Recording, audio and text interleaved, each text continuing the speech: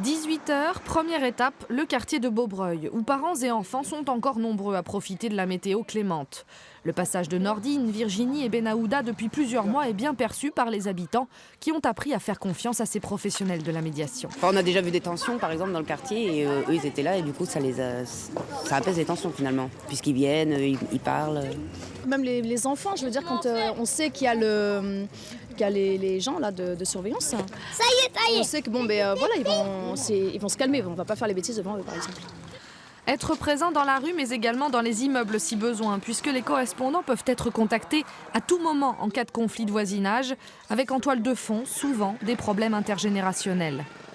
C'est sans doute des incompréhensions entre un public jeune, un groupe de jeunes et des habitants. Et c'est là où les correspondants soirées vont pouvoir apaiser et expliquer aux jeunes que parce qu'ils sont ensemble, parce qu'ils parlent un peu fort, eh bien dans cette attitude-là, ça peut créer des craintes chez d'autres habitants, des gens plus isolés, des personnes âgées. Des fois, on a des situations qui sont très difficiles, très difficiles, très lourdes. Et quand on trouve un aboutissant à cette situation, c'est vrai que c'est satisfaisant pour nous.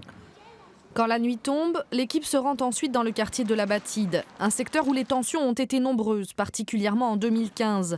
Objectif, rassurer, mais également alerter avant que la situation ne dégénère, dans un contexte national marqué par la montée des phénomènes de radicalisation. Pour nous, la radicalisation, ça relève du domaine de compétence de la sécurité intérieure et absolument pas de la médiation.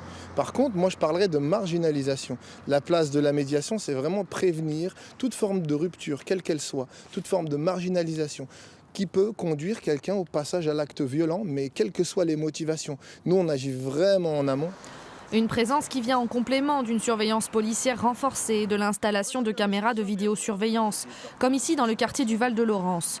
Priorité affichée par la ville, lutter contre des passages à l'acte qui interviennent de plus en plus tôt. La semaine dernière, nous avons passé plusieurs jeunes en rappel à l'ordre avec monsieur le maire.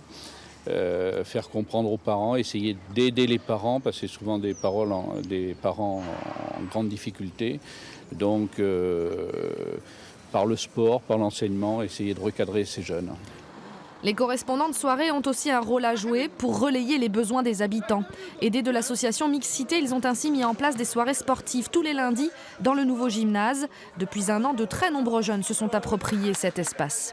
Ils font beaucoup de choses pour le quartier, ils font beaucoup de choses pour nous. C'est vraiment chouette ? Ouais, c'est vraiment chouette, c'est vraiment chouette. Action positive pour nouer des liens et faire circuler la parole pour ces correspondants qui disposent d'une seule arme, le dialogue. Au plaisir. Allez les gars. À bientôt, merci. Bon courage surtout, bon courage.